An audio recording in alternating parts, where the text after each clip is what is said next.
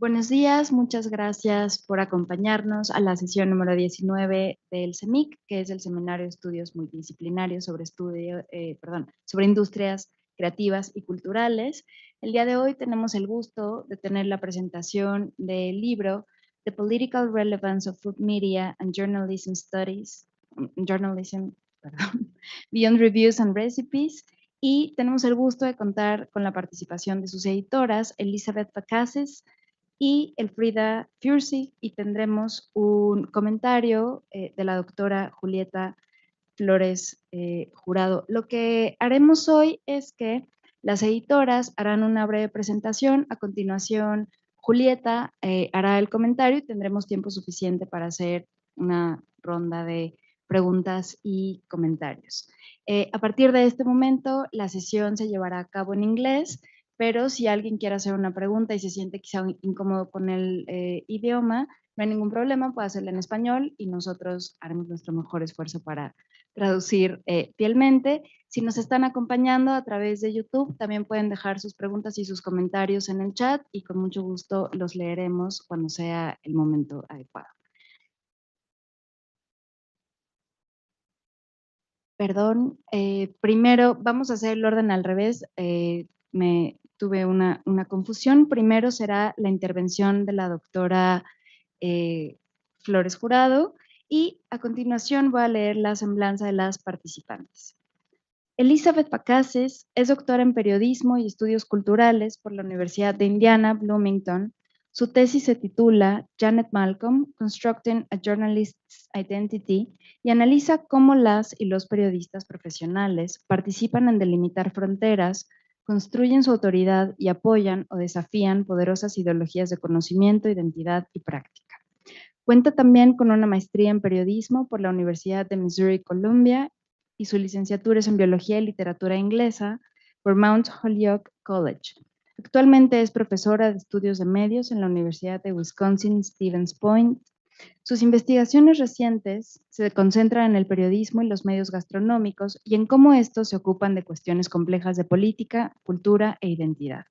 Además de ser coeditora de The Political Relevance of Food Media and Journalism, su investigación ha sido publicada en el libro Food Masculinities and Home y en las revistas académicas Journalism y Gastronómica. La doctora ELFRIEDE FÜRSICH es profesora asociada de comunicación en la Universidad de Pittsburgh. Se especializa en temas de globalización, movilidades, periodismo, cultura popular y diversidad cultural.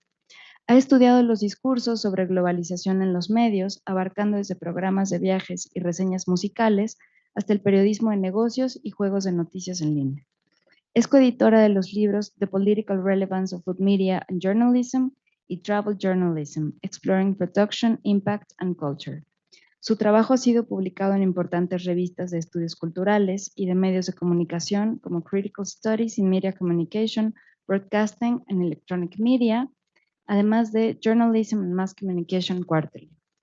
Fue seleccionada para representar un reporte como experta en medios y las representaciones de la otredad para el reporte mundial de la UNESCO, titulado Investigando la diversidad cultural y el diálogo intercultural. Actualmente participa en el comité editorial de Journalism Studies. Anteriormente también participó en las juntas directivas de International Cultural of Cultural Studies, Journal of Cultural Studies y de Popular Communication.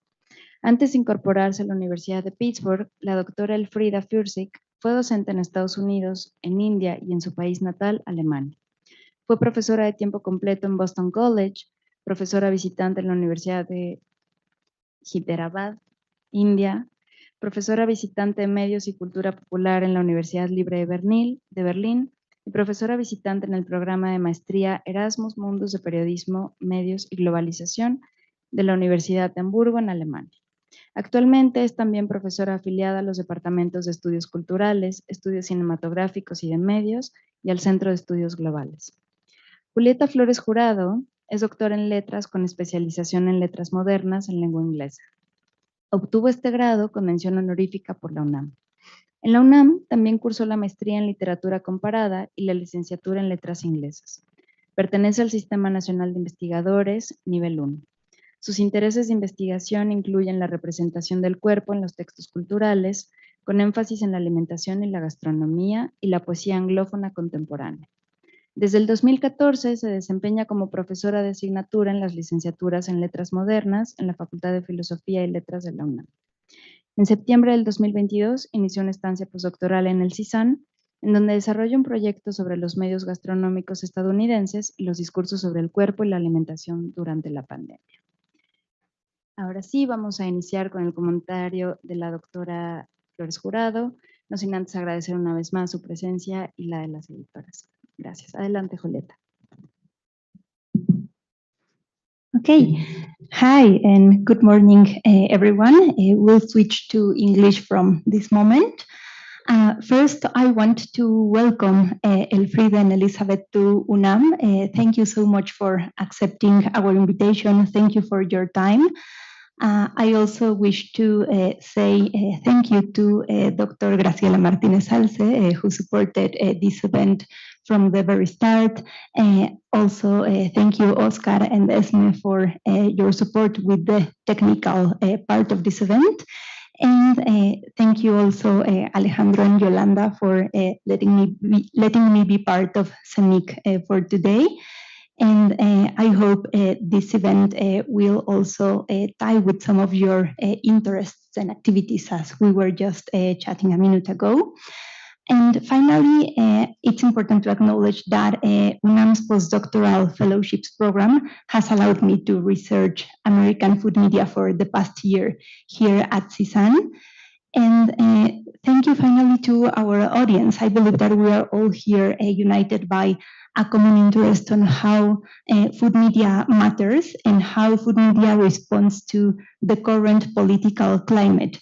Often this is done in an implicit or hidden manner, but in recent times, as we will see, this response has become more vocal and more explicit in demanding change. Okay, so I will present a brief commentary that I hope will serve as an introduction to the book that we are presenting today. Food is ever present in contemporary entertainment.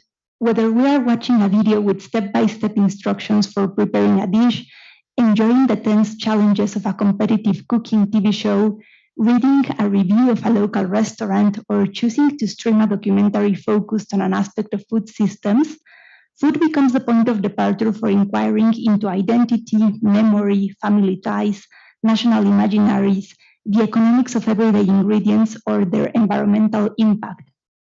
Sometimes it may seem as if there was a clear divide between productions that resemble investigative journalism, dissecting the unjust systems that prioritize profit over workers' rights and health and over non-human life, and on the other hand, the more comforting, pleasure-centered stories in which food provides solace and satisfaction. Many popular food films like Babette's Feast or Ratatouille or Julie and Julia correspond to this second category. And yet, scholarship in food and cultural studies has been careful not to depoliticize any kind of representations of food. Every cultural production presents a point of view and thus draws a particular picture of the worlds of eating and cooking. Even the texts that do not address political issues openly, nevertheless, they are working within a specific framework in which certain stories are deemed more interesting or more appealing than others.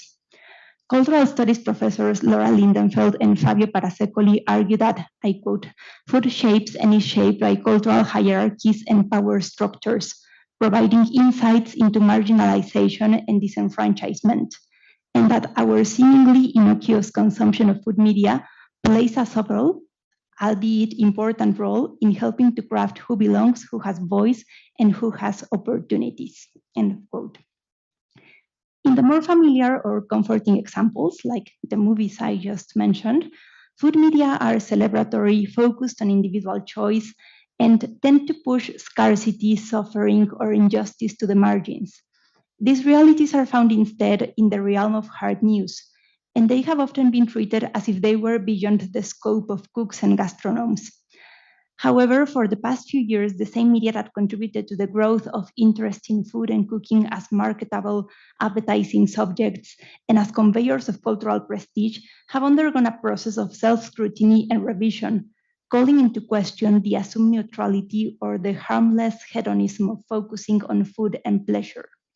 The civic and political aspects of food media and journalism are finally coming into focus.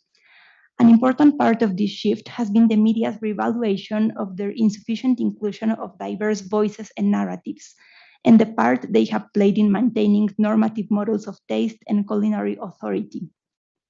As editors of the political relevance of food media and journalism, beyond reviews and recipes, Elizabeth FAKAZIS and ELFRIEDE FÜRSICH make an even stronger case against dismissing food media and food journalism as trivial or separate from discussions about power, justice, and citizenship. They explain how this dismissal is rooted on gendered biases against journalistic genres that, however popular, were, I will quote from the introduction, were discursively devalued as frivolous, domestic, feminine, and soft, in opposition to the serious, public, masculine, and hard news journalism of politics and business. The tendency to minimize or erase the ideological dimension of lifestyle or everyday journalism, travel, fashion, entertainment, design, and food, of course, misses important sites in which subject positions emerge from modes of addressing that invite readers to eat in a certain way or to think about food and eating from a particular angle. Moreover, as one chapter argues, coverage of food can contribute to larger nation-building projects, demarcating exclusion and belonging, and creating an imagined community based on a powerful system of values and consumption.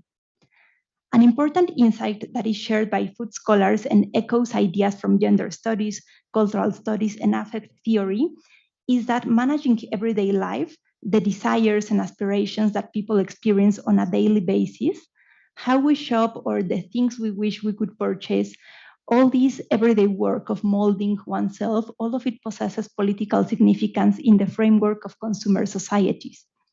This theoretical background sustains critical interpretations of foodie culture, which, despite an emphasis on the ethics of buying certain products and learning more about where our food comes from, risks being co-opted by societal patterns in which individuals are expected to become, as the introduction states, entrepreneurs of the self who must take responsibility for their own welfare in an era when collective systems and public goods are systematically underfunded, privatized, or abandoned. The editors and some of the contributors to this volume highlighted the fact that conventional boundaries have become blurrier in contemporary media. For example, boundaries between hard and soft news or between information and entertainment, while texts also address readers both as citizens and as consumers, which is consequential with neoliberal societies. One of the most important questions asked by the book is how can critical awareness and social change result from creators and contents that have in the past been criticized for their individualist readings of systemic patterns of inequality. Still, the change towards a more politically conscious food journalism has not been uniformly welcome. While food on the surface is invoked to sustain themes of togetherness and reconciliation and communion, and kitchens are often imagined as places where marginalized individuals can find acceptance and unity, testimonies of actual chefs who left the industry tell a different story. And the COVID-19 pandemic created even harsher conditions for many restaurant workers and delivery workers too. The book begins by recalling how Anthony Bourdain, despite wielding great influence and popularity in food media, was told to stick to food and stop talking about politics, as if that were possible. And of course, Bourdain kept speaking about politics, especially in the later part of his career. This sort of disobedience towards the unspoken expectations of food media is increasingly more common, as the editors demonstrate by gathering examples of creators and academics who are, I quote again, increasingly tying the food on our plates and conventional food journalism of recipes, lifestyle, and celebratory culture to both local and global contexts, examining supply chains and sustainability, and increasingly framing stories of food as systemic and collective rather than individual concerns. And quoting again, from the introduction, motivated by the election of Donald Trump to the US presidency in 2016 and the growth of social movements such as Black Lives Matter, Me Too, and others, many food media responded by turning inward and reflecting on their own power structures, policies, and production practices, and by seeking to diversify their full-time staff and contributors and the type of stories they supported. Before moving on to a brief overview of the many cultural phenomena examined by the contributors of the book, I'd like to address the question of what do we mean by food journalism and how does it coexist with other concepts such as food writing or food media. 10 years ago, in 2013, in a chapter from the Routledge International Handbook of Food Studies, food writers Helen Rosner and Amanda Hesser proposed the following definition. Food journalism is a tremendously diverse category of nonfiction that is only minimally defined by genre or format. Instead, it applies to any sort of writing that deals with matters of food, cooking, food production, food culture, and the dozens of nooks and crannies in those categories. It can be historical, investigative, instructional, critical, inspirational, memoir-driven, humorous, or all of the above. End of quote. These authors clarified that they are treating food writing and food journalism as mostly equivalent, and that the assumed identification of this activity with service journalism, which is goal-oriented and provides the reader with something instructive, like a recipe or a restaurant recommendation, has shifted greatly in the 21st century, as shown in the development of genres like the chef's profile, the personal essay, the food memoir, culinary history, and cultural criticism. At present, video platforms, podcasts, independent journals, and fanzines are also vital areas in which, as the title of the book we are presenting today suggests, we can expect to find so much more beyond reviews and recipes.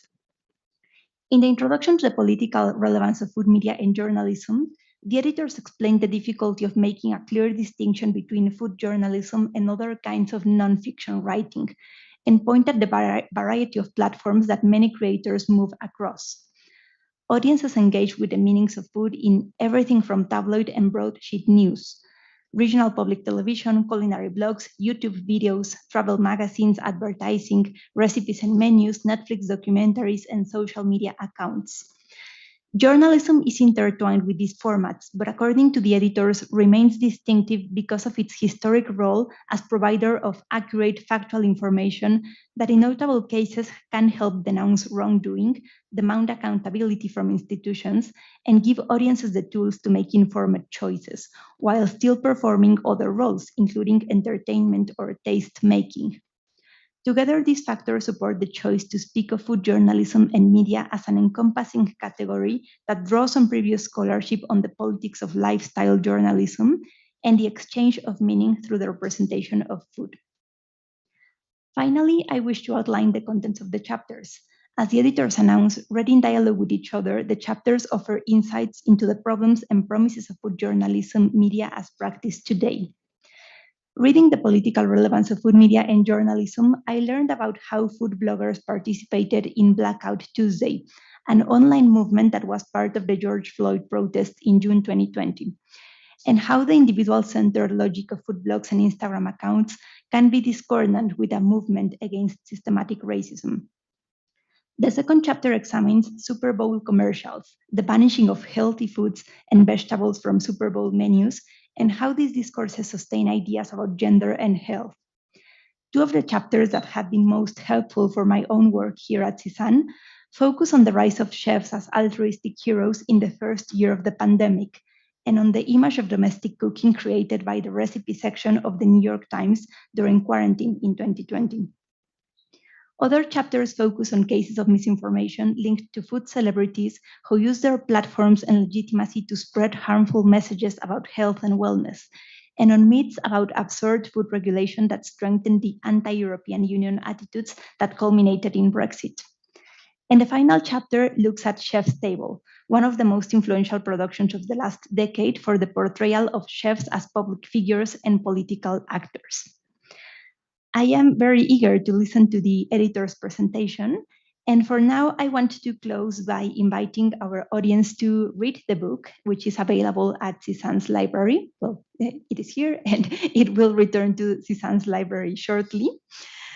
This book offers a very complete picture of how journalism and media reassess their own guiding principles in times of rapid change, and of the centrality of food as one of the strongest elements that builds an idea of citizenship.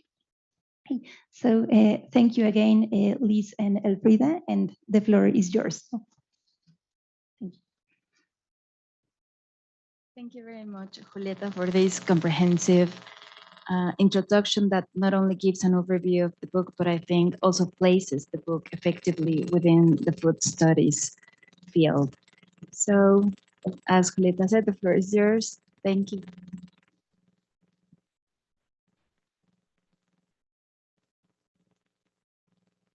All right. Muchas gracias, Julieta, por la amable introducción y gracias por la invitación para dar una presentación hoy.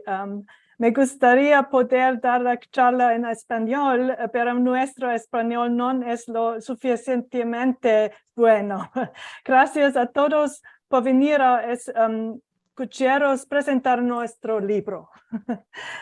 I think this will be also all Spanish. I will talk today, but we are very, very happy to be here. The introduction was really beautiful. You really summarized our book better than I can do this. So I will actually be able to skip over a few of my aspects here, but the basic plan is that I first give you a general summary of the book. And then I will highlight my chapter, the one that you had mentioned also specifically, because I think it really exemplifies a lot of what we have done in this book. So we are starting our book, and this is kind of a general setup with specific aims and premises. And Julieta has already mentioned them in many ways. But just to kind of highlight this again, that we came to this idea through work in lifestyle journalism. So it's very important. We see it as an important genre because it really helps us to see not just what lifestyle is right now, but actually what life is right now. So the public and civic role and the underlying ideologies are really important for us. This ties to the idea of cultural citizenship, the idea that we are not just citizens through direct political engagement, but there's actually a cultural aspect of belonging to a nation. And you just spoke about the food workers a minute ago. The food workers, for example, are, of course, oftentimes migrants in the United States. And so it's interesting to see if they rise higher, if certain cuisines rise up and have a different standard. That basically also shows that there's a moment of integration happening. And the second one is this idea that, and I don't have to highlight that anymore because you really spelled this out very nicely, that we reject the split between hard news and soft news and any binary between rational, emotional, public-private, altruistic, hedonistic, and civic or personal, where of course what you see here on the right side is always those are the aspects that are tied to lifestyle journalism.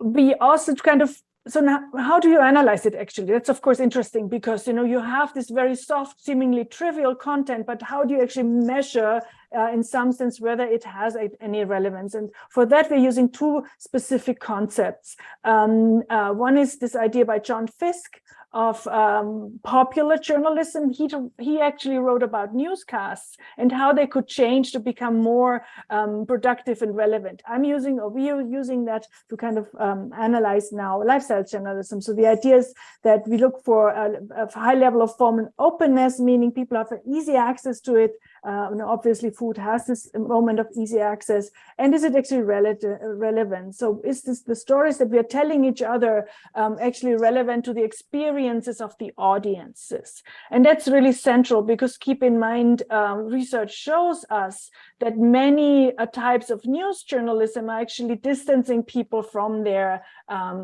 nation and from their political apparatus and alienate them actually from political engagement. And the last part here is Irene Costera-Maya's concept of public quality. She basically tried to open up the idea of what makes public media, what makes in general media actually really important and again, successful when it comes to political engagement. So she talks about that media should acknowledge people's immediate world, life worlds. There should be a sense of common social experience and inclusion as opposed to binaries and creating another. We should complex social discussions into issues should be turned into issues with clear options.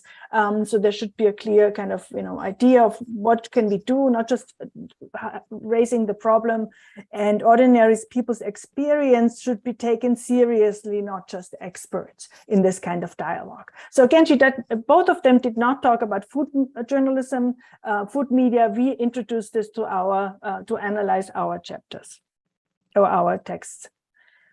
Oops, my computer is a little bit fast today. All right, here we go. And this is the book. You see it, of course, in front of you. So what we did is we invited authors who we knew from before, or we just found through research, and basically invited them to write these chapters. We wish we would have known you earlier. It would have been great to have a chapter, of course, also from you here.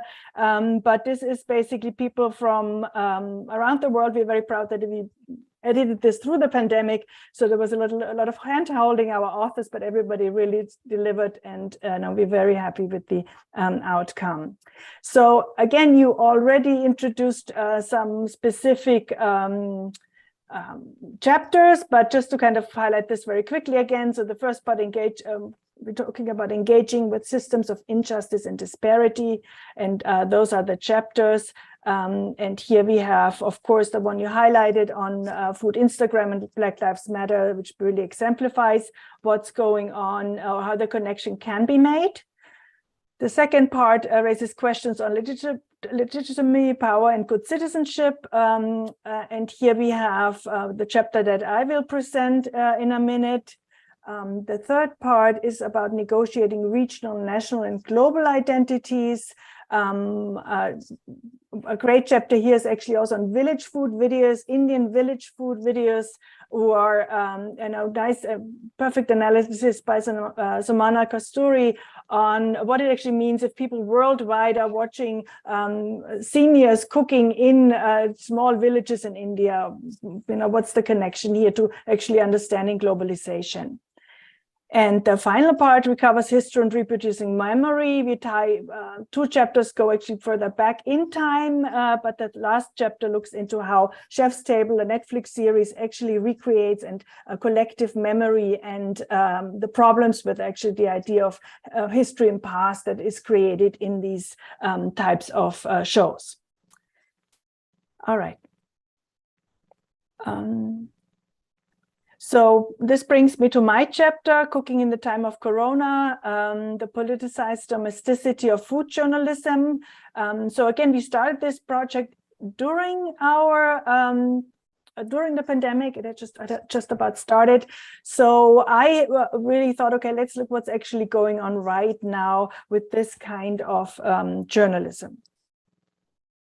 So the setup is I did use the New York Times food section. I would easily accept it. I'm getting the New York Times every day, so I could collect actually the examples. And I noticed how much the New York Times, and I know many other papers also changed during the pandemic. So I found it really interesting. So I looked at the very first early months of the pandemic in the United States. We basically shut down by late March, and then it very in serious kind of first level isolation until definitely by August 5 still. I looked into the food section, which is really an important section. It's read by, across the field. It's an agenda-setting food section in the United States and abroad. But I also looked into the cooking apps, Eat, that's in the New York Times Magazine. I looked also in other section, Living, and then they had actually a new section called At Home because the travel section didn't make sense anymore. But ultimately, my main focus in the chapter itself is a textual analysis of the New York Times food section. Textual analysis is a qualitative analysis, interpretive analysis of the cultural and social ideologies underlying this content. So just on a little side note, I wanted to highlight also to really tell you what I found interesting in my research, that the cooking app, the New York Times cooking tab, is the most successful app for the newspaper. It makes a tremendous amount of money, and it actually gained a tremendous amount of followers during the pandemic. So it's a very, very successful part. It's not just when it seems like it's the New York Times and there's a little bit food journalism. No, this is a core business for them now. It's really important. Food sections are an interesting research area by itself. It's always interesting how we come to categories and how we create categories, because it's something about knowledge and about power. Food section started actually with women's section, right? For longest time, it was thought that women are not reading newspapers, but they get one page. So also the first successful female journalists came out of the food sections, women's section, sorry. There's also, of course, the field of home economics. That's actually taught in the United States traditionally to women, how to run a household, basically. And then we had also earlier on style sections. To this day, we have them, of course, about fashion and all kinds of other sections. And this became, more and more professionalized, and over the years are more like, also based on the interests by, of course, advertisers, supermarkets and other, grocery advertisers. They became their own sections. And their content in many ways ties into, of course, science and technology. Oftentimes that was a way to kind of make them also less fluffy in some sense. So anything about nutrition, elements of nutrition are really important. That would be also really interesting to analyze, actually. And then we have it ties into elements of the business section, and if you want to look at the ties to the more kind of hardcore traditional journalism. But what is really important for us is the cultural side of these sections. And that's why we look, into the gender role aspects, which are very clear. Obviously, gender plays out in these sections, environmental issues, cultural authenticity, culture and authenticity, the very, very highly problematic idea of authenticity, of course. And then, of course, also diversity and appropriation, and all of this kind of plays out in these sections. And again, it plays out as much in lifestyle as it plays out in hard news. Another framework important to analyze a newspaper during a very unique time, the pandemic was, of course, a very, very unique time, is basically to look at them as extraordinary time. I call them extraordinary in brackets because they are also, there's kind of some sense a regime, a practice, an established rules that happen when news when things happen that are so unusual that the media have to act really differently. And so these are, I would argue, the pandemic was such an extraordinary time. It's anthropologically called a liminal experience. Victor Turner is important here, old-time, long-time anthropologist. And it gives so-called communitas experiences. So people basically come together in some sense. There's something going on that affects us all. So we are all kind of coming together. From a communication or journalism perspective, pandemic is also a media event or media ritual. And this is also happening, for example, if you have, like JFK's funeral was also a media ritual, or a coronation or something, that's also a media ritual. But I would argue that it also applies to this pandemic. There's changes of expectation for the media. We definitely, we don't need a travel section anymore. We need to know what's going on in this moment right now. We don't really care about the world as much anymore. There's a focus inside. Audience seeks information, interpretation, and release from tension and reinforcement of social solidarity. So it's not really about objective news, this is what's going on, but really help us, right? That's what the audience says. And Dayan and Elio Katz, who research media rituals, call it, ultimately, if you look at this coverage, they integrate societies in a collective heartbeat. So they reinforce a society as it is, in some sense, in the status quo. All right, so this is our setup. Now let's go, let me show you what I found analyzing these sections. I basically see three different phases of coverage. They overlap, but at the same time, I think there is actually also time, if you make it a linear progress, it actually happens also on a timeline somewhat, but there is overlap. It's always a bit more messy. Okay, so the first area, coping. That was early on. We basically, the food section immediately had to really kind of deal with the fact, okay, there's a new situation. We cannot go out anymore. You know, we cannot even go to supermarkets in the beginning. That was very difficult, right? To even get the groceries. So we have to adjust to the new situation. So it's all about suddenly you have to cook at home. You know, it kind of talks a lot to people who hardly ever cook at home. You know, like maybe the imagined New York apartment dweller who doesn't, you know, cook a lot at home. So now we have to go and cook at home. It's all about pantry staples, lots and lots of articles, what you can do with the stuff you have at home. Comfort food, right? What do we need now? It's so terrible outside. We should find something that makes us feel good. It's about family a lot. Normally you don't read a lot about families in food section, not as much, but now it's a lot about, you know, making everybody happy in the family, cooking for everybody, cooking together also with each other becomes very important. So it's almost, it really has somewhat of a therapeutic discourse, cooking to manage home life and regaining mental stability.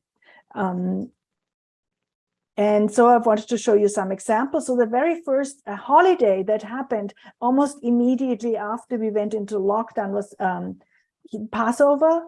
And so this is an interesting section. What's happening is actually we do have a lot of these sections where we have very big pictures and not as much text. I mean, that's of course, an aesthetic decision that has started a little bit earlier, but here it makes sense now because there is less content now. You know, that's really ultimately less writing content. But if you read what this author here writes, you know, celebrating Passover, whether it's alone, virtually, or with those in your home, feels more essential than ever. These adaptable recipes can help. So she basically writes about that. This whole section was pre-produced, and they had to, within days, turn it all upside down and find new ways of doing this holiday. But it's important to be together, to celebrate it any way you can celebrate it. So it's really this kind of absolutely ritual, right? Ritual way of thinking about, ritualistic way of thinking about life. Here, the wine section, you see these people bathing in their wine glasses. It's also in times of fear, we find solace in things that conjure up memories and emotions. So very, you know, emotional therapeutic discourse. Community cookers come back, but this is also a really interesting article. Here's a salad that's negotiable from one of the major food writers, very well-known food writers of the New York Times. It's ultimately hilarious. She gives up. So it says basically this is change the nuts and cheese, even the asparagus can go. And literally she gives us a recipe for asparagus, for a salad that every aspect says you can change it, you know, of course, because you might not have it. So think about the didactic idea of food reviews. Normally, you tell people how to cook. And now in this unusual time, everything that's normal is like upside down. This becomes this, you know, I cannot even tell you anymore how to do this. You know, you do it, how you do something. So, you know, typical kind of move during a crisis, right? Crisis moment. When this phase became sustained, because remember also when it happened, when it started, we all thought this would be just for a few weeks and then we're out of it, but suddenly we realized this is actually here to stay. And there's a defined shift towards struggling, what I call struggling. So now the food section starts to talk about the economic problems of restaurants and food producers, especially small business owners.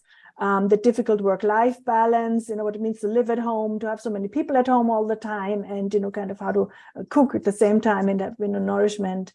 And this strong sense, a nostalgic sense of loss about, you know, not seeing other people, not being able to go to festivals or restaurants. So basically food-related aspects connected to it.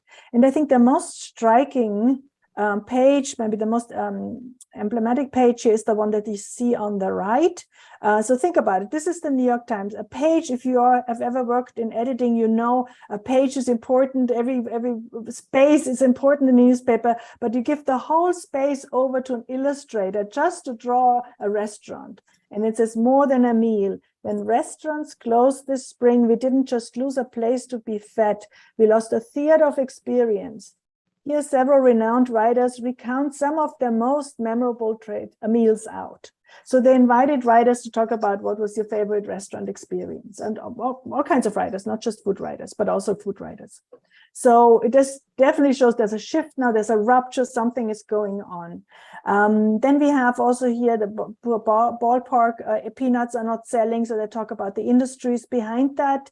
And you know how it doesn't work, so very kind of business type of article. And then on the lower left, you see the new faces of restaurant hospitality. When you see it here now, it doesn't shock us anymore. But honestly, when I saw this picture first time, I was really shocked because I had not seen so many people in a everyday life with masks on, right? It was like, oh my God, this is the new us. You know, it really, really brought it home. How restaurants started to kind of reopen and what it actually entails to reopen. So very shocking visuals here. I just wanted to give you a sense a little bit. I just mentioned this kind of small business owner. What is really important is that while they have much more economic coverage than I've seen before in the food section, they do focus on the craft distillers boom, on the small, craft distillers, on the craft beer, scene, on small producers, which we have many in the food industry. But of course, we have also the big ones. And so this would be Campbell's Food, which is owned by Kraft Foods, and they have that still is in the business section. So the big, big conglomeration stay in the business section. The small ones stay here, which of course reinforces a kind of romanticism and small town pastoralism that has been an issue in these kinds of lifestyle sections. That they are not very, always everything seems to be small and nice and happy and basic democratic as opposed to corporate, right? So they do leave this out also here. The last, I would say the last phase, but also starting all along is what I call sustaining. And that's for me the most interesting section from a political perspective.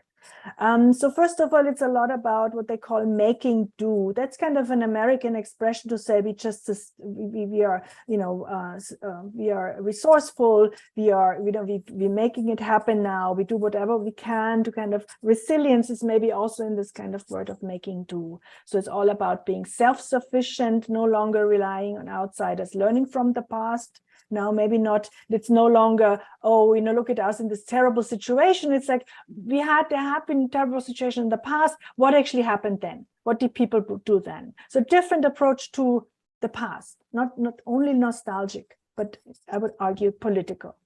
Then there's more about the environmental impact of our food waste in general and our resources in general. And that's, I think, an important change.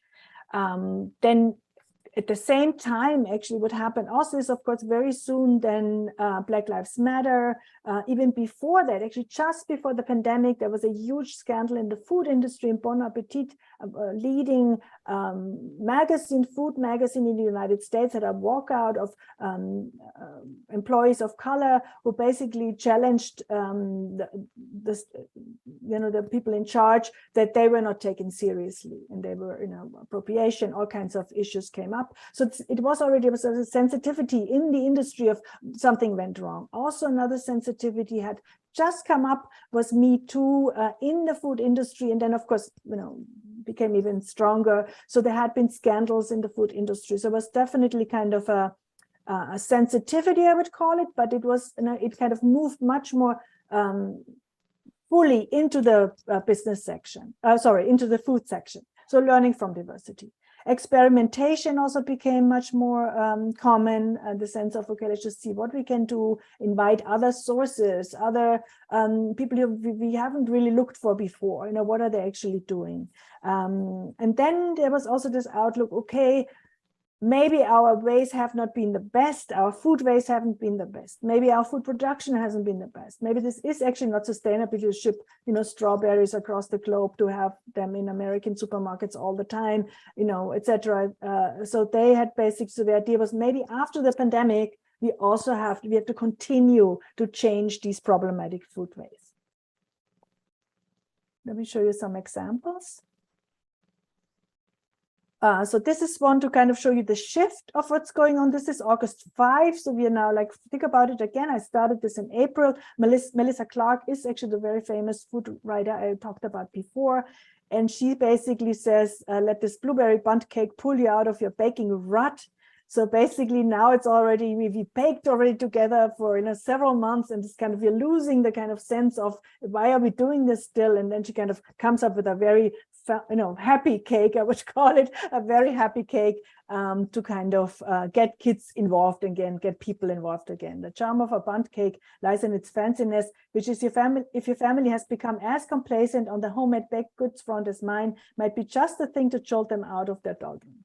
So, like, sustain, stay with it, do something, continue this. Here, one of the sections I also used as an example is the wine section again.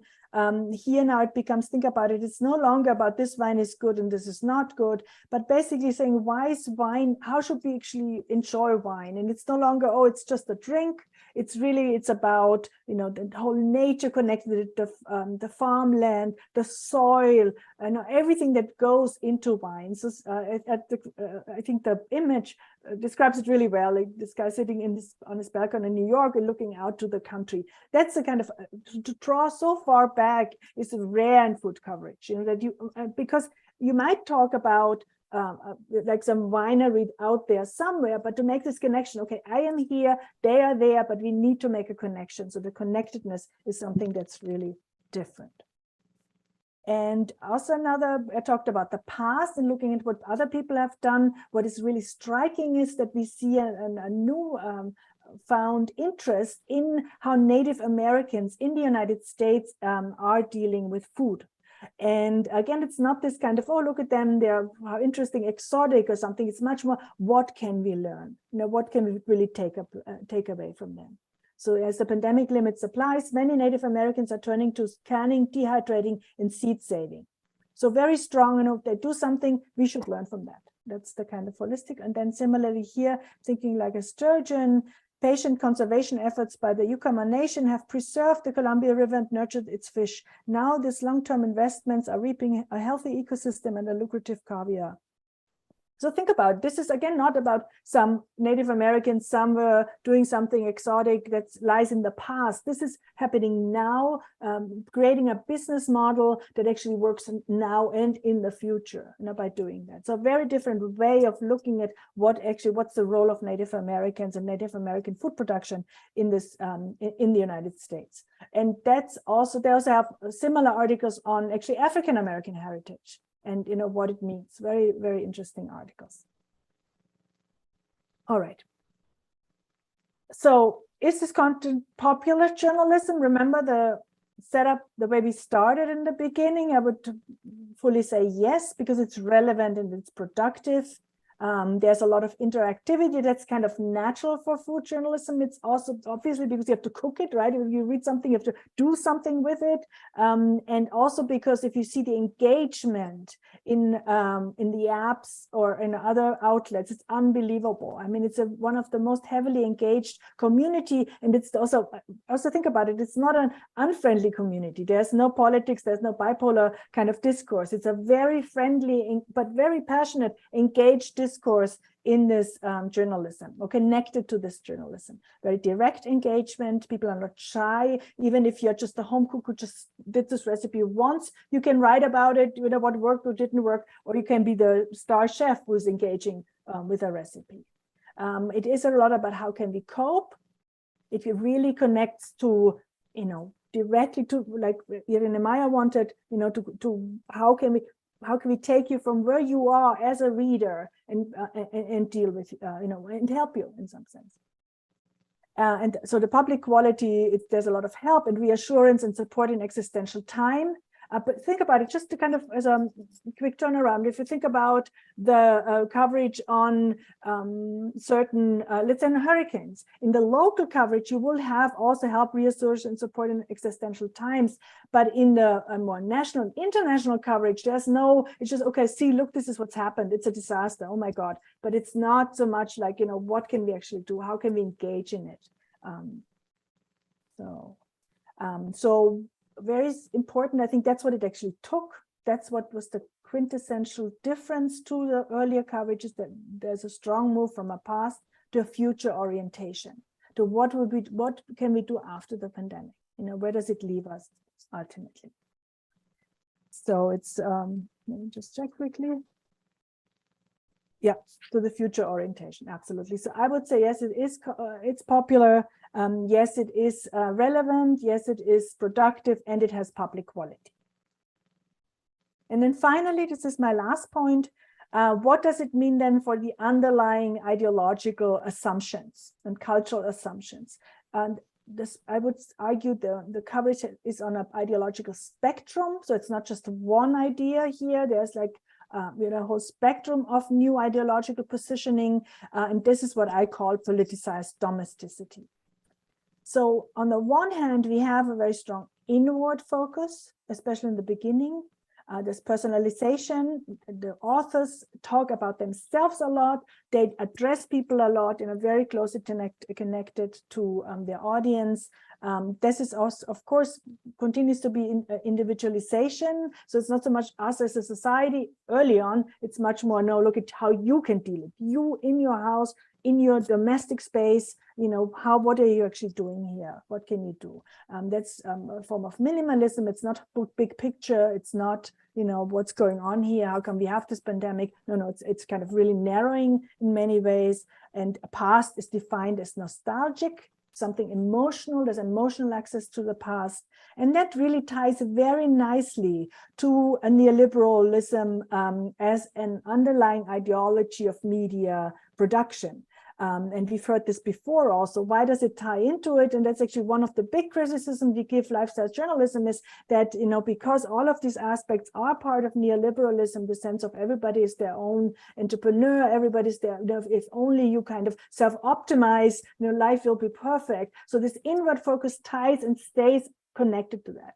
But then we are really moving, and I think this is the important last point I'm making here, onto a different positioning. And I think that's really an ideological shift where the focus goes outward. So we look now, it's not just you alone in your apartment, look at us as a community. Then there is looking at the systemic impacts of your research, of your writing, of your journalism.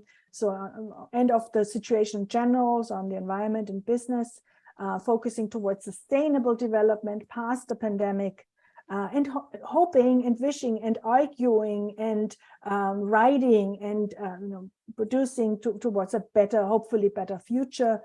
And that really is, the pole I kind of call then sustainability, and ultimately I would call it civil responsibility. So really moving away from a clear-cut, limiting neoliberal paradigm in this coverage. Perfect. All right, and I think this is my last point. So thank you again so much. This is actually my bed in my office, my couch in my office, and some of the newspapers I analyzed. Thank you very much, and we're looking forward to your questions. Thank you very much, ELFRIEDE. That was really, really interesting and compelling. Thank you very much. Thank you. So we can start with the questions. I don't know if we have any questions in the room. Okay, while people get their courage to start asking stuff, I'm sure Julieta and we have some questions. Julieta, would you like to start? Okay, sure. Okay, thank you for this wonderful presentation. So I actually prepared many questions, and so it's a little difficult to choose where to begin. I was also fascinated by this archive that you presented, like collecting the newspapers and looking at the evolution of the ideas that they presented during these months that we, I'm sure we all remember very strongly how, and it's even funny to, quote unquote, funny to reminisce about this moment in which we were also tired of banana bread, for example. So maybe a blueberry cake will be like the right thing that is needed in that very tense summer of 2020. Okay, so, well, the first question I prepared has to do with the issue of ideology and representation.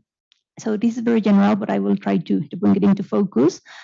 A key question in literary studies, which is the discipline I come from, is whether literature reflects the world and thus helps to legitimize and normalize existing social structures, or whether instead the job of literature is to imagine alternative realities that expose the artificiality of the arrangement that we have been taught to see as natural. So maybe a similar paradox could be asked about the encounter between food media and their audience. Do you think that food media respond to the interests of their audience, or maybe it's the media that shapes those preferences and decide what is appetizing and interesting? So how would you consider this tension between what is given to an audience and how does the audience have a say on what is published? Liz, you want to take this? Sure, I can start and then you dive in.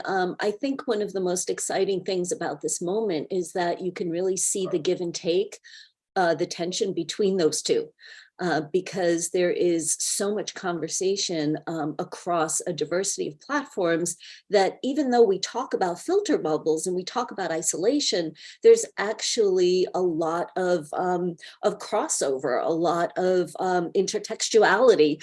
And so in some ways, I think that it's both. And we saw that especially in the pandemic, when Elfriede mentioned the crisis in, was it the Atlantic? Not the Atlantic, Bon Appetit. Some of the scandals in Bon Appetit and other food media, I'm not sure I would describe them as scandals, more as moments of these behind the scenes tensions and arguments and disagreements and grievances that had been hidden, that had this moment to come out and to be expressed publicly. And so you started having this conversation about how food media needs to change, what food writing can be in order to be more diverse and in order to be more inclusive, more engaged, and more meaningful, right? And so I think in that moment, we saw both. We saw the limitations of food media and food media as very pedantic, as, you know, teaching us things we need to know. But also we saw these moments when underrepresented voices started to say, you know what, this is what our reality is like.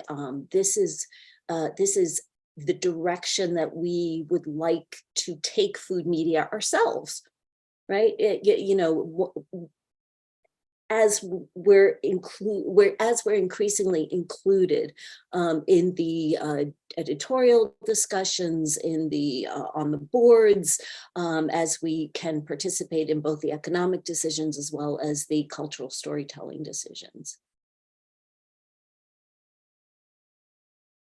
Fritzi, do you? Just maybe quickly, because you also brought up the art, literary, of course, literature. I think literature will always be able, I mean, literature is art, so literature will always have another step to go. It can push it further, and hopefully it does push it further to really create or show us a reality that we cannot even imagine yet. And I think that's, and I think Liz really laid this out very nicely.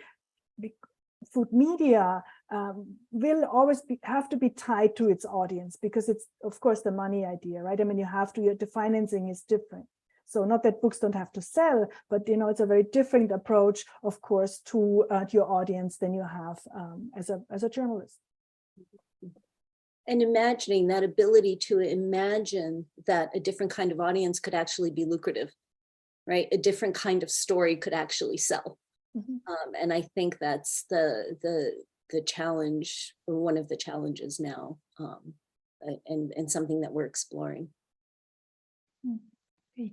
Sure, of course, the Bon Appetit moment, or these events that took place in the summer of 2020, maybe for if there might be some people in our audience who are not familiar with this case, what happened was that some writers who are people of color in the staff of Bon Appetit, they resigned after they learned that they were being paid less for the same work in comparison to their white colleagues.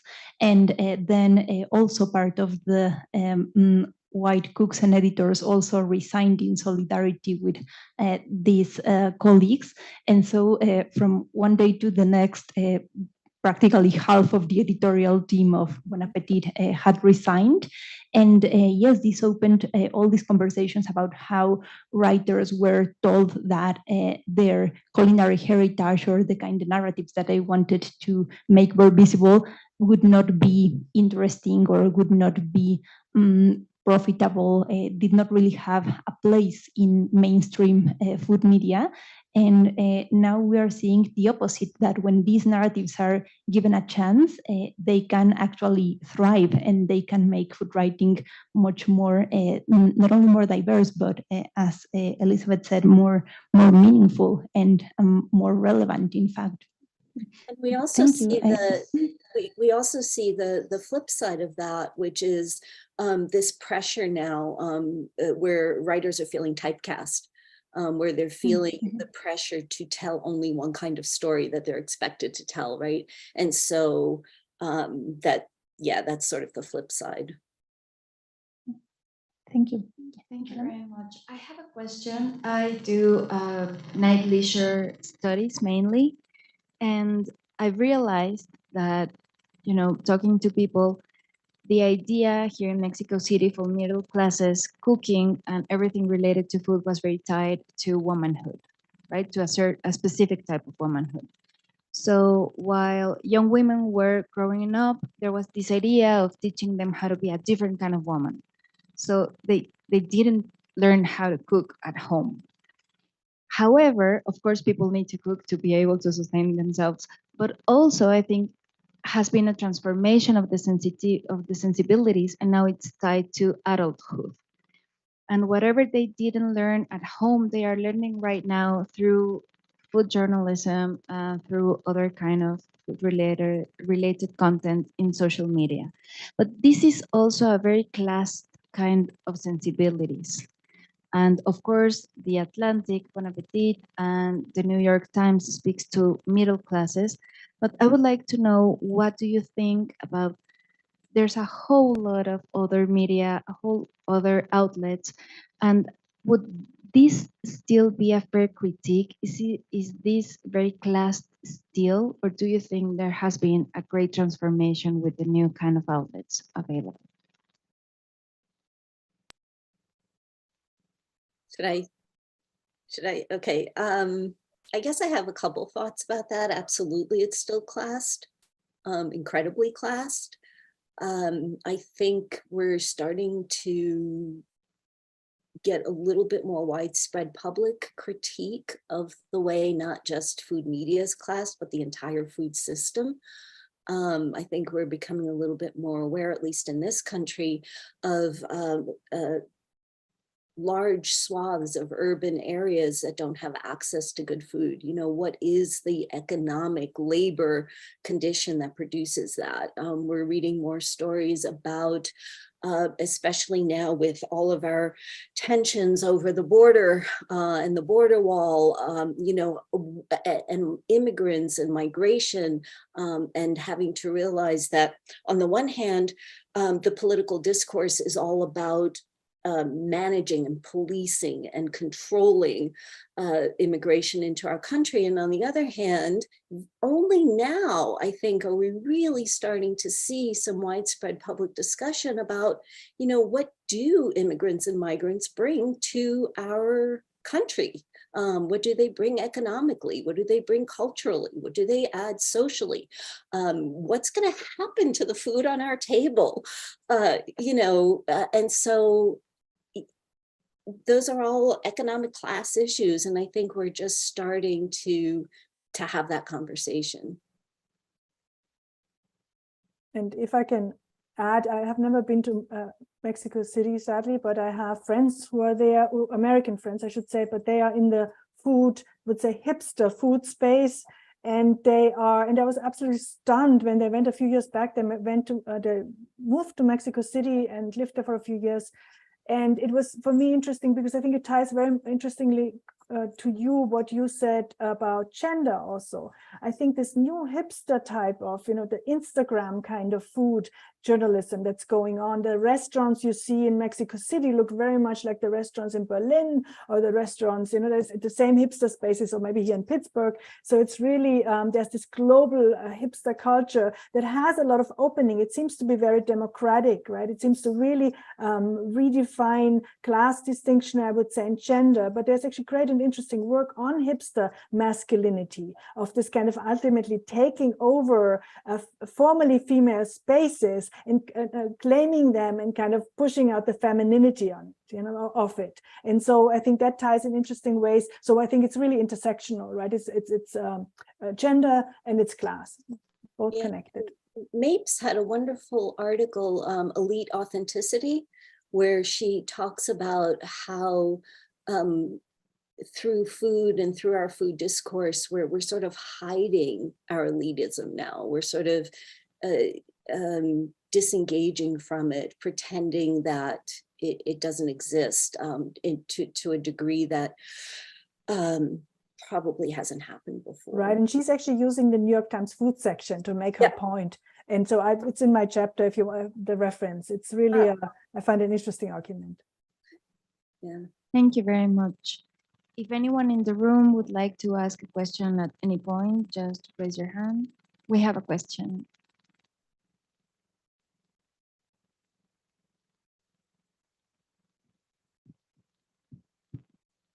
Yes, hello.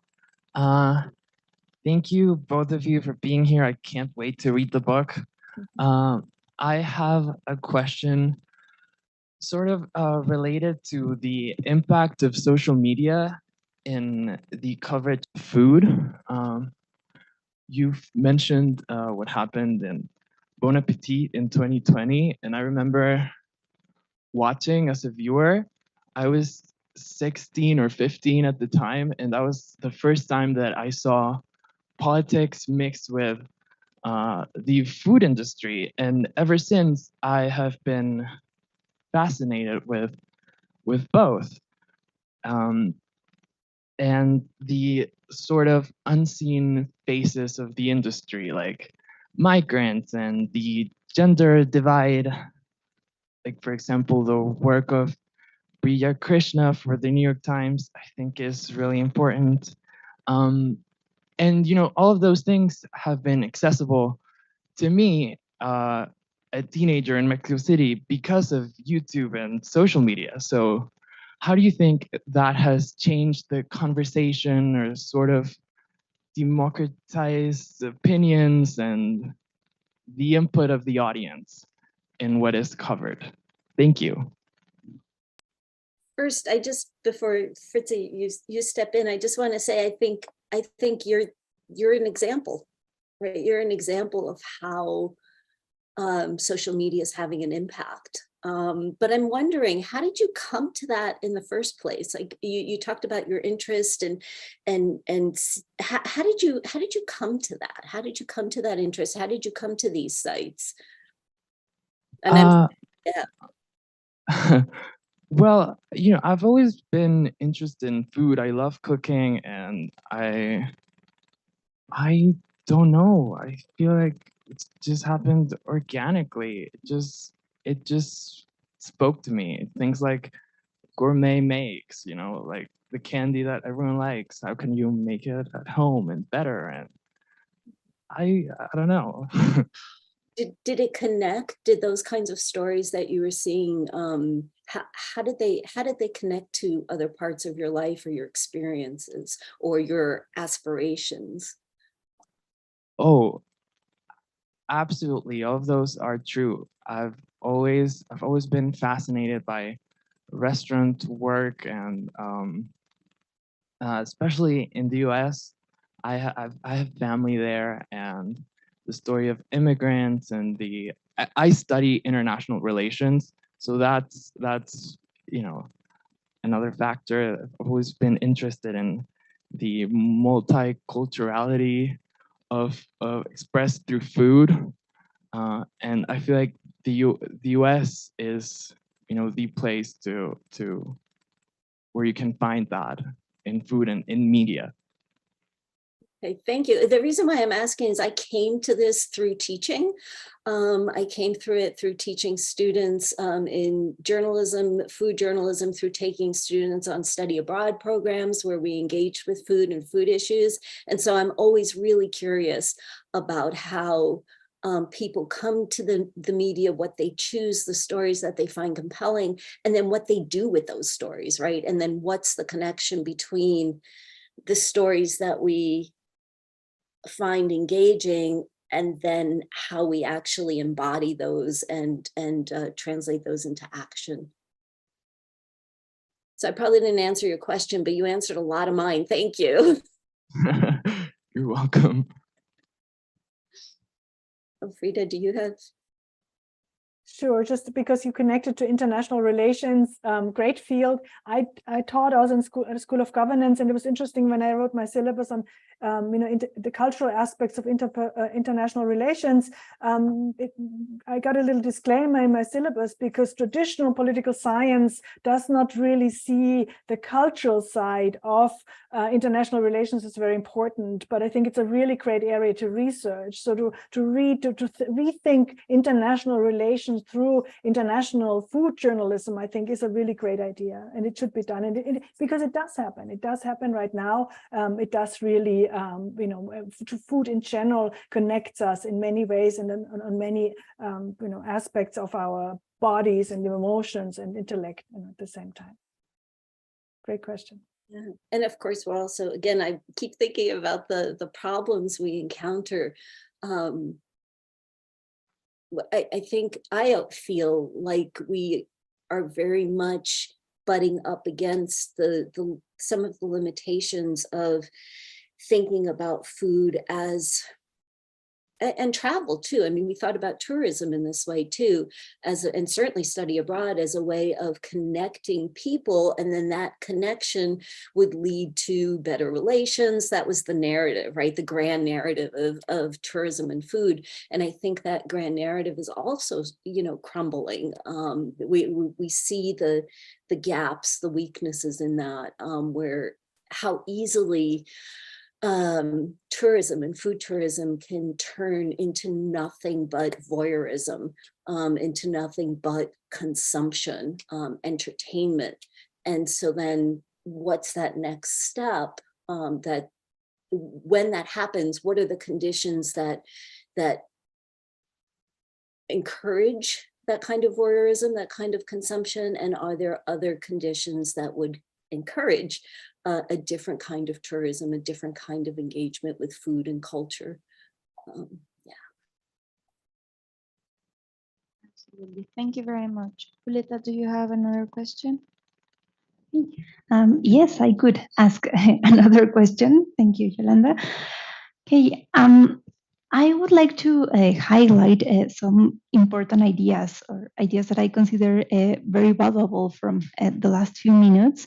And in particular, I was thinking about how can the most upscale forms of food journalism, in particular wine columns or fine dining reviews, how they have also been shaken by these challenges to the kind of gender and class norms that they were implicitly endorsing, how they have been challenged for promoting a very narrow. Oh, are you okay? Oh, okay. Yep, I think we're okay. Okay. So how have these genres also been a question for promoting a very narrow idea of authority, to speak to a very narrow, even to a very elite readership? And in one of the examples that ELFRIEDE showed in the presentation, we saw this page focusing on wine and how the pandemic prompted these conversations about how to be a better wine consumer or a better customer at restaurants, like thinking about, and it's also very shocking that it took a pandemic to begin thinking about the well-being of restaurant workers and how to protect their health while also helping reactivate an economy. But even in wine writing, we saw these ideas of how to be a better foodie, let's say. A few months ago, Professor Will Straw from McGill University spoke in a conference here about all these moral undertones that impacted on coverage of the reopening of businesses and leisure industries after the pandemic. And right now, I have seen in the last few weeks how there is again this critique of the exploitative or the overwhelming part, the overwhelming role of tourism and the impact it has on certain cities and their residents, and how in many places of the world it needs regulation that also protects those cities while acknowledging the economic importance of tourism. And we are now maybe in the first summer that tourism has come back in full force since 2020. So my question has to do with how can this momentum be maintained if we are already seeing some signs of going back to the former consumerist habits. Very important factors that prompted these changes were, of course, the Trump presidency, the Me Too and Black Lives Matter movement. I remember there's a quote in the introduction to your book by Steven Satterfield, also the host of a fascinating documentary on African American food. And Steven Satterfield speaks of how diverse storytelling has to remain consistent and how it has to become a permanent priority for media companies. It should not be simply a response to ephemeral conditions, because when those conditions disappear or we forget about how it was, then everything will go back to normal, and maybe, yes, all these negative aspects of food media can return in a way. So what do you think about this? I hope this point has been more or less clear. Maybe I take that because it ties into tourism. So that's also one of my stronger area. I wrote a lot about tourism and travel journalism since my dissertation, and I couldn't agree more with you. It's an excellent point. And I think the example you give about what's going on right now is very striking, and it's also true. What I found in all my work across the board, even in this chapter, was always that journalism actually really has to change. I mean, the established routines have to change for it to really be different. So in this case, we had different sources, different locations, different perspectives. It has to change, giving up the didactical tone, trying to, be less authoritarian, be less elite. All of that really, that had to change. That's not something that comes natural to food writers or to tourism writers. And so while I am following again tourism research, tourism media, I am glad to see that now we have articles that say, wait a second, the cities are too full, we have too many planes flying, and that's not written in the science section or in the political section. This is written in the travel sections, actually. It's more and more included in it. And I think that's what's really important, so that as a reader, also as a consumer, as a user of this media, you cannot kind of escape it. Right? You cannot say, oh, now I'm just reading about travel. I don't have to worry about sustainability anymore. So I think that's really an important part of it. It has to really stay and remain. And just like you, I'm also very disappointed that I think the food section actually got back to their very, it's very high-end food journalism, there's nothing wrong, but they are not as frequently actually this kind of grand connected stories anymore that they used to have during the pandemic. So that's a kind of keeps us critics in business, right? We really kind of still have, but it is sad, that it doesn't, and it's something we have to appeal to media producers, whether they are high-paid New York Times journalists or whether they are food bloggers, who have not make any money. But we have to keep appealing to them that this is really different. It has to be different. If you want to have a sustainable world, we have to write differently. We have to produce differently. And I'm hopeful. I mean, the number of digital platforms, that publications that are devoted to food and politics in that intersection, like Civil Eats, for example, or the Food and Environment Reporting Network, they're there. But then also, you know, you go to eater.com and you scroll through for your recipes and your celebrity profiles.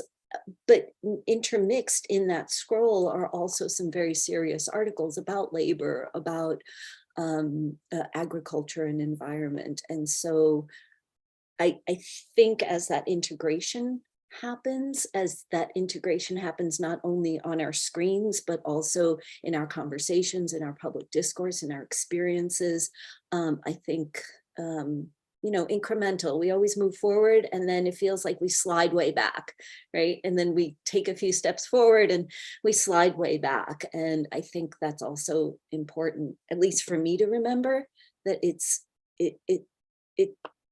not a skirmish that's going to be won, you know, so yeah. Yolanda, would you like to ask another question, or do we have any other questions from our audience? I do have another. There's one. There's one.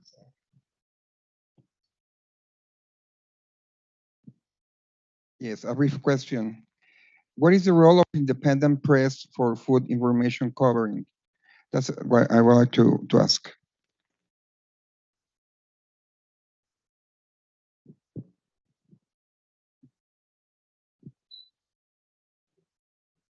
I'm sorry, could you hear the question? Yeah, what is the role of independent press okay. for food information covering? Yeah, very good. First of all, it's very nice to see you actually when the camera switches. Thank you so much for coming out. It's wonderful. Yes, a good question. I think it comes back to also what Julieta said in the beginning. It's difficult to define food journalism in a traditional way of journalism. So we always included all kinds of journalism, all types of journalism, and it's really fluid. I mean, I just talked about the food blogger who still writes alone in some room somewhere, but then gets enough influencers and becomes a superstar, at least for a while. So it's really difficult to say independent, non-independent, but I would definitely maybe categorize it as more kind of engaged food journalism in general, politically engaged food journalism, and more fluff, for lack of a better term, more fluff food journalism. All of it has become more responsible, I would argue, but it, again, going back to Eater, to the example of Elizabeth, eater.com, that's really a great website. If you check that out, I would argue that's the best, most interesting, most sustainable food journalism we have right now in the American space, because it really integrates and uses also the online possibilities of hyperlinks and all of that very, very successfully and very visually pleasing to kind of connect to all kinds of aspects. Would you call that independent? Sure, it's not, as far as I know, it's not connected to any of the big producers, but it's really absolutely important and taken seriously and cited also. So the food journalists of the New York Times, for example, definitely read this blog. Yeah, and there was a beautiful moment where there were, I don't know if they're still doing this, but there were essays published by contributors. And they were personal essays that explored how specific food experiences really influenced them and their identity. And the voices were very diverse. The essays were very well written because they did go through an editorial process, even though they were user contributed. And so it was a really nice moment where we got to see how food impacted the lives and relationships and identities of people, very diverse experiences and geographic locations and economic status in this space. So it was a really, I think, a meaningful hybrid form that we saw being very successful. I have another question. With such a huge, massive array of media, could you please talk to us about some methodological approaches that you had? I mean, I know that you do textual analysis, but how do you choose the cases? Have you approached communities, etc.? I'm very interested. So I can speak to my study. I normally do textual analysis. I understand it's getting harder and harder. Again, I focused, of course, on really old-fashioned media, if you think about it, in this food section. However, the way it works is every story that comes in the food section is also played across, all the platforms that the New York Times has. So, and for me to kind of focus on this actually piece of papers was helpful because I could contain it.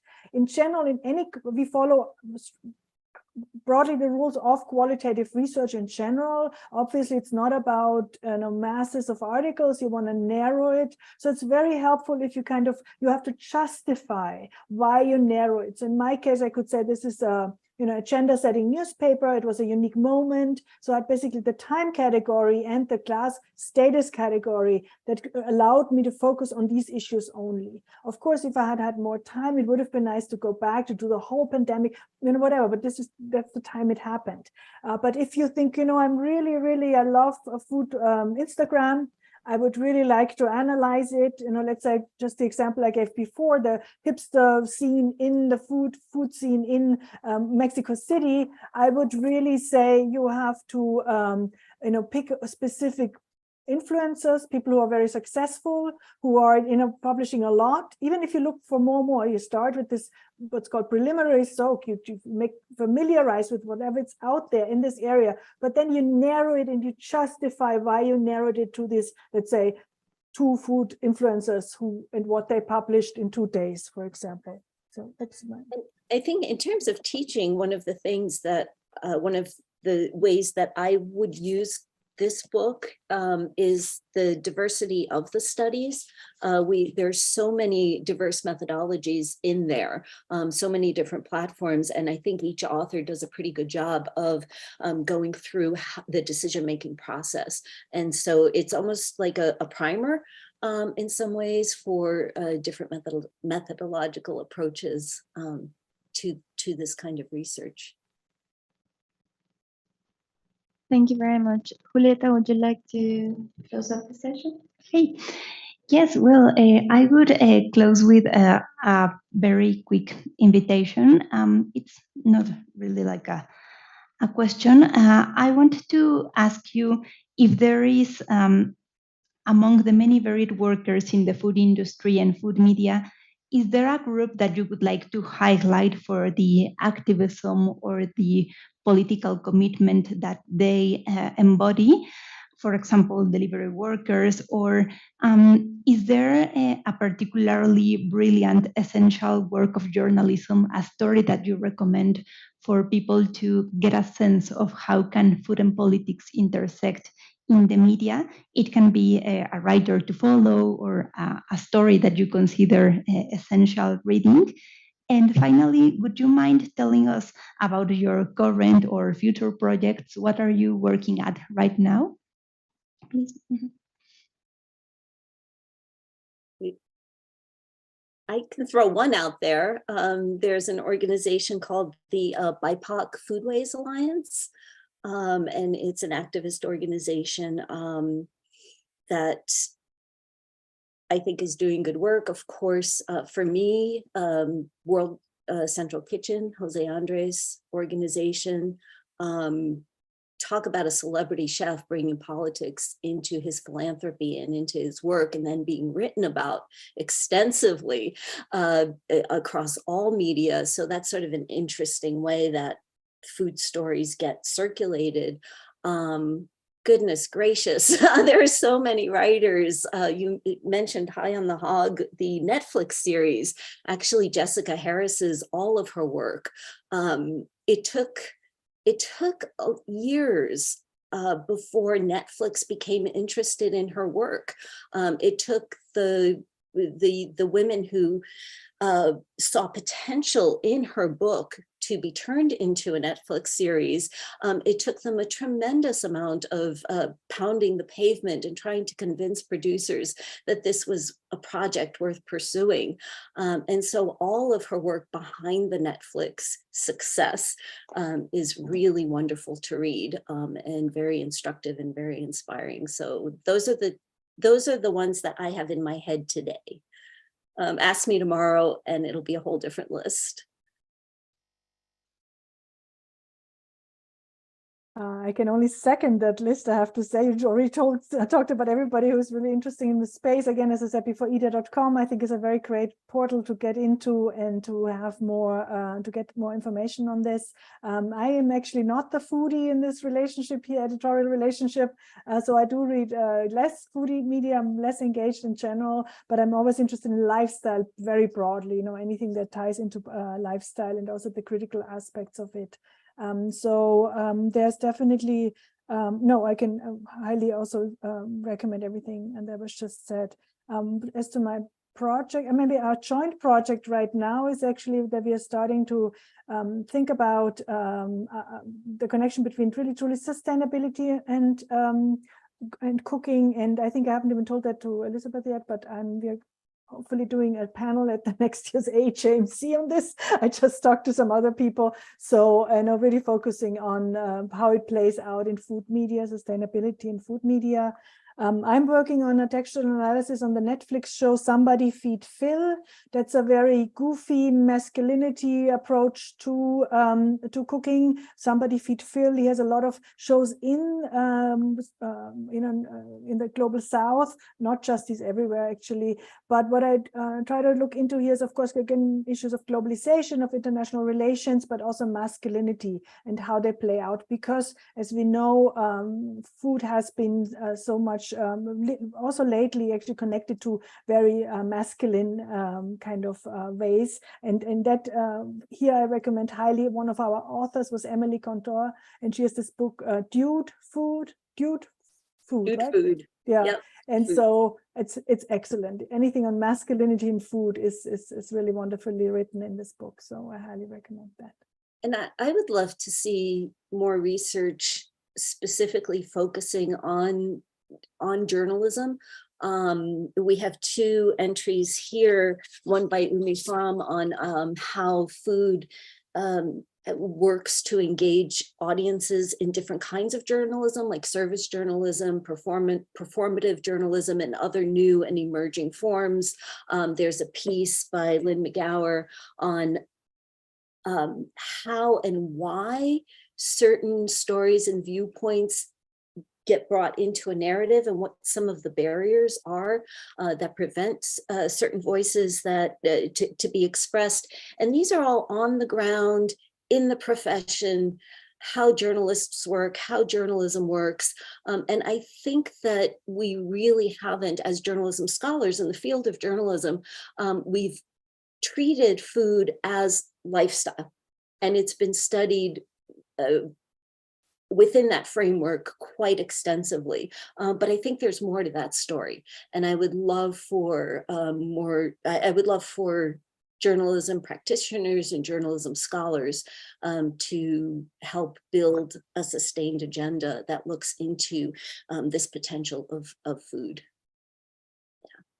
So that's my hope for all the young scholars out there. Thank you very much, Elizabeth and Elfriede. Thank you, Julieta. This was an amazing session. We hope we get the chance to talk to you again.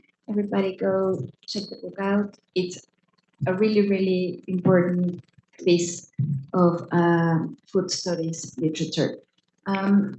We close off the session with that. We say goodbye to Elizabeth and Elfriede. Thank you very much. Thank you so much for your time. I really appreciate it. And well, on behalf of our audience, I think there were some fascinating ideas for everyone, for people from all these different fields: international relations, media studies, gender studies, and cultural criticism, of course. So, well, thank you so much. Thank you for helping make this event a success. And I hope if you ever come to Mexico City, we hope we can meet in person and also to collaborate in other events in the future. Thank you so much. And same, if you're ever craving snow and cold, come up and see me in Wisconsin. Or me in Pittsburgh. A little bit less snow in Pittsburgh than in Wisconsin. Thank you so much for having us. And please, all of you, stay in touch. And if you have any questions, just email us. Of course, we will. Thank you. Thank you. Hey, speak soon. Take care. Thanks. Buenas tardes, días. Muchísimas gracias por la invitación a CONUCO a este espacio. Quienes llegaron o quienes vinieron a la presentación vieron que en la parte de afuera hay una mesa con algunos libritos. Esos libritos son de CONUCO, que es un proyecto que es una librería especializada en cultura gastronómica y alimentación consciente, y también funciona como casa de estudios. Entonces tenemos como varios ejes de trabajo, en los cuales también tenemos unas pequeñas publicaciones que se llaman Despensa CONUCO. También las van a poder encontrar ahí afuera. Esta Despensa CONUCO es el volumen 1, tenemos el 0 que fue nuestro manifiesto, pero ya no tenemos, se nos agotó, pero traemos el volumen 1 que habla sobre migración y cocina. También van a poder encontrar otros títulos sobre soberanía alimentaria, agroecología, alimentación consciente, alimentación y género, ¿no? Entonces, como más o menos eso es lo que nosotros hacemos. En la casa de estudios actualmente también estamos terminando de hacer un diccionario que forma parte de la formación de la maestría, un diccionario especializado en hongos gastronómicos, el cual probablemente ya va a salir para octubre de este año. Y también justamente en este proceso de investigación sobre migración y cocina, tuvimos un reconocimiento, un premio sobre buenas prácticas de cocina migrante. Ese libro también lo pueden descargar, bueno, más bien es como un fanzine digital sobre la cocina andina venezolana. Ahí trae una receta y todo lo que tiene que ver con la vinculación social de la cocina migrante en las pequeñas, cómo afecta la migración en las pequeñas poblaciones de los países de donde la gente emigra, ¿no? Entonces, bueno, los invito a todos por si quieren pasar ahí a la mesa, y les agradezco muchísimo por esta oportunidad, de que ustedes, quienes les interesa todo el tema de los estudios de la alimentación y la gastronomía, puedan conocer el proyecto.